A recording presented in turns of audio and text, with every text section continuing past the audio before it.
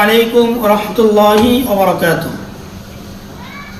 আমার কলিজার টুকরা বাংলাদেশের যে সমস্ত ছাত্ররা আগামীকালকে পরীক্ষা দিবেন, সেই পরীক্ষার জন্য আপনাদের সকলের জন্য আমাদের মাদ্রাসার পক্ষ থেকে দোয়া এবং শুভকামনা রইল। আপনারা টেনশন করবেন না, দুরূদ শরীফ পড়ে আল্লাহর নাম নিয়ে পরীক্ষা দিবেন ইনশাআল্লাহ।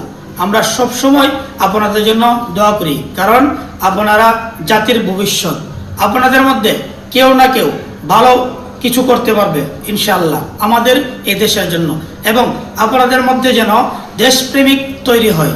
এই জন্য আল্লাহর নাম নিয়ে সুন্দর করে দুরূদ শরীফ পাঠ করে, প্রশ্ন পাওয়ার পর দুরূদ শরীফ পাঠ করে আপনারা ইনশাআল্লাহ পরীক্ষা দিবেন। এসএসসি এবং সমমান পরীক্ষার্থীদের জন্য আমাদের পক্ষ থেকে রইল দোয়া ও